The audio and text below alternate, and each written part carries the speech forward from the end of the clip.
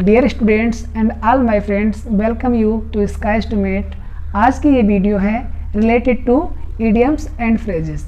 इस वीडियो में हमने शामिल किए हैं 10 इडियम्स और साथ ही इनके हमने हिंदी और इंग्लिश दोनों का मीनिंग भी शामिल किया है। कोशिश करेंगे आपकी नॉलेज को आसान बनाने की, आपको समझाने की। तो आइए शुरू करते हैं। ऊपर लिखा है इडियम्स एंड फ्रेजेस, मुहावरे और वाक्यांश। स्टूडेंट्स, ये मुहावरे क्या होते हैं? मुहावरे वो शब्द या वाक्यांश या ऐसी कहावत होती हैं जिनका शब्द वाला अर्थ कुछ और होता है, लेकिन छुपा हुआ जो मेन अर्थ होता, भाव होता, वो कुछ और होता है। कहने में थोड़ा प्रभावशाली हो जाता है हमारा वाक्य और हमारा भाषण और हमारा साहित्य, इसलिए इनका प्रयोग होता है। तो देर ना करते हुए शुरू करते हैं। पहला फर्स्ट है हमारा all in all. All in all means most powerful, अर्थात सर्वाधिक शक्तिशाली या सर्वे सर्वा। तो ऑल में सभी, इन में इसमें ऑल में सभी, सभी में जो सभी के बराबर है, एक तरफ सब और एक तरफ एक मान लो, जो सभी के बराबर है, एक तरफ सब और एक तरफ सब, ये सब का मतलब एक, पहले नंबर पर मैंने एक लगा दिया है। इस सभी के बराबर वो एक ही है, कहने का मतलब वो सबसे शक्तिशाली है, तो वो कहलाएगा मोस्ट पावरफुल या सर्वे सर्वा या ऑल इन ऑल। इसका हम अगर वाक्य प्रयोग देखें तो हो जाएगा the district magistrate is all in the district. जो डिस्ट्रिक्ट मजिस्ट्रेट होता है, डीएम, वो जिले में ऑल इन ऑल होता है, सर्वे सर्वा होता है। नेक्स्ट है a bed of roses. Bed means बिस्तर या सेज ऑफ रोजेस मीन्स गुलाब, गुलाबों की सेज। अर्थात गुलाब कैसे होते हैं? गुलाब सुखद होते हैं और दिखने में भी प्यारे लगते हैं, कोमल भी होते हैं, सुखद भी होते हैं। तो उनकी जो सेज होगी, बिस्तर होगा, कैसा होगा? कोमल होगा और अच्छा भी लगेगा। तो कंफर्टेबल सिचुएशन अर्थात सुखद स्थिति। इसका मीनिंग ये हो गया। इसका वाक्य प्रयोग हम करें तो कह सकते हैं the post of PM is not a bed of roses. जो प्रधानमंत्री का पद होता है, स्थिति, वो कोई बेड ऑफ रोजेज नहीं होती, अर्थात वो सुखद स्थिति नहीं होती है, क्योंकि लोगों को तो उनका पद, उनका जो रौला है, उनके अधिकार वो दिखाई देते हैं, लेकिन जितना बड़ा पद होता है उतनी ही बड़ी चुनौतियां और समस्याएं भी होती हैं। तो इसका वाक्य प्रयोग हो जाएगा the post of PM is not a bed of roses. ये हो गया। थर्ड है a block head, a foolish fellow. Block means बंद या अवरुद्ध, हेड मीन्स सिर, जिसका सिर बिल्कुल बंद हो, खोपड़ी बंद हो, अर्थात कुंद हो, जो समझ ना पाता हो, मूर्ख व्यक्ति। इसका वाक्य प्रयोग कह सकते हैं कि जैसे मैं आपको समझा रहा हूँ और आप नहीं समझ पा रहे हैं, तो हम कह सकते हैं you are a blockhead. Fourth है a bolt from the blue. Bolt means, ये बोल्ट मान लो जो हमारा कसा जाता है ना, नट बोल्ट होते हैं वो। तो माना कि मैं यहाँ पे खड़ा हुआ हूँ, मैं यहाँ पे खड़ा हुआ हूँ और ऊपर से कोई कारखाना है या कोई मशीनरी है, बहुत बड़ी ऊंचाई से एक बोल्ट गिरा, हमारे ऊपर गिरा और इतना बड़ा था कि चोट लग गई मेरे, मतलब लथपथ हो गया खून से, एक दिक्कत आ गई। ऐसी दिक्कत जो बहुत पीड़ा दे रही है, बहुत असहनीय है, और अचानक से ये ऊपर से गिरा। ब्लू माने आसमान मान लीजिए, मतलब आसमान की साइड से कोई बोल्ट गिरा जो हमारे ऊपर एक विपत्ति का कारण बना। तो ऐसी समस्या के लिए हम कहते हैं अ बोल्ट फ्रॉम ब्लू। इसका एग्जाम्पल है the death of Mahatma Gandhi was a bolt from the blue for all the countryman.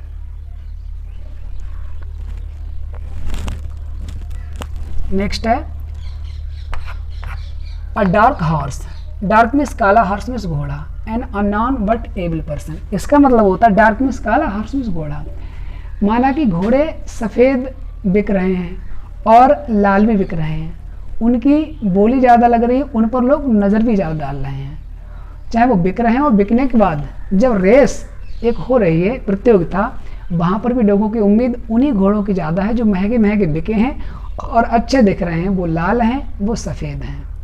लेकिन जब रेस हुई तो जीता कौन सा? डार्क, जो काला था। तो कहने का मतलब ऐसा व्यक्ति, ऐसा प्राणी जीता जिसकी उम्मीद ना हो, जो चर्चा में ना हो। तो ऐसा कोई व्यक्ति एक अप्रत्याशित और अनपेक्षित जब कार्य कर जाता है तो उसको हम कहते हैं डार्क हॉर्स, और हिंदी में बोले तो ये कहते हैं छुपा रुस्तम। जी हाँ, छुपा रुस्तम। अ dark horse N unknown but able व्यक्ति, जो प्रसिद्ध नहीं था लेकिन योग्य था। जैसे हम कहें कि Sunil was not known even to all his teachers, he got first division, he proved to be a dark horse. Sunil, जो कि सभी अध्यापकों के द्वारा भी नहीं जाना जाता था सही से, उसने प्रथम डिवीज़न प्राप्त करी, तो वो क्या हुआ, छुपा रुस्तम निकला। नेक्स्ट है अ वाइट एलिफेंट, सफ़ेद हाथी। सफ़ेद हाथी, इसका अर्थ होता है एक्सपेंसिव मैटर, बहुत खर्चीला, कोई बात हो, कोई वस्तु हो, कोई मामला हो। सफ़ेद हाथी, अगर आप अपनी रोजी रोटी कमाना ही आपको मुश्किल हो और आप एक हाथी लेके आओ सफ़ेद, और सफ़ेद हाथी कहाँ पाए जाते हैं, थाईलैंड में संभवतः, तो और वहाँ से आप हाथी लेके आओगे, माना कि आप जैसे तैसे हाथी ले तो आए, लेकिन उसको खिलाना पिलाना, उसको रखना बहुत मुश्किल चीज़ होगी। तो ऐसी चीज़ के लिए हम वाइट एलिफेंट का प्रयोग करते हैं, जो कि जिसको अफोर्ड करना, जिसको संभालना, पालन पोषण करना, रखना बहुत महंगा हो, तो वो होता है अ वाइट एलिफेंट, एक बहुत खर्चीली चीज़। इसका हम एग्जाम्पल ले लें तो कह सकते हैं an English wife is a white elephant to an Indian husband. एक अंग्रेजी पत्नी एक भारतीय पति के लिए क्या है, वाइट एलिफेंट है, बहुत खर्चीली वस्तु है। सॉरी, अ मेडन स्पीच। मेडन मानी होता है प्रथम स्पीच में भाषण, फर्स्ट स्पीच को बोलते हैं मेडन स्पीच। वैसे मेडन ओवर भी होता है, इसमें कोई रन नहीं दिया जाता है।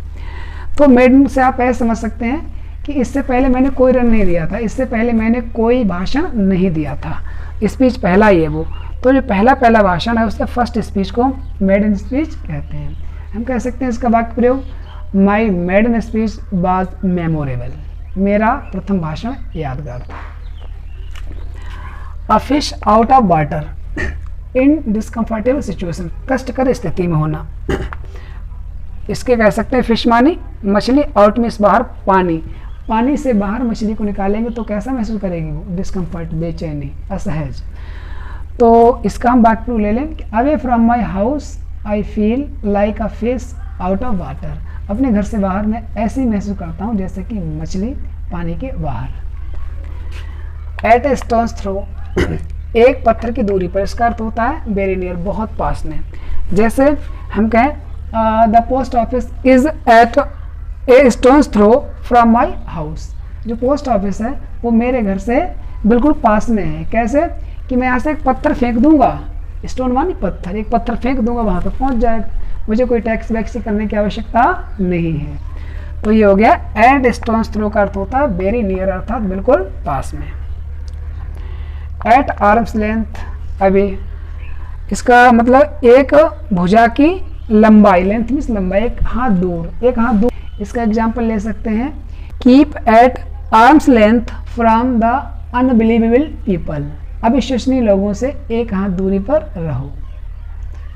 तो स्टूडेंट्स, ये रहे हमारे आज के इडियम्स एंड फ्रेजेस, ये हमने 10 शामिल किए थे लेटर ए से रिलेटेड, और इस सीरीज को हम जारी रखेंगे और अगली वीडियो लेके आएंगे। ये वीडियो आपको कैसी लगी हमें बताएं, और पसंद आया हो तो लाइक करें। Thanks for watching.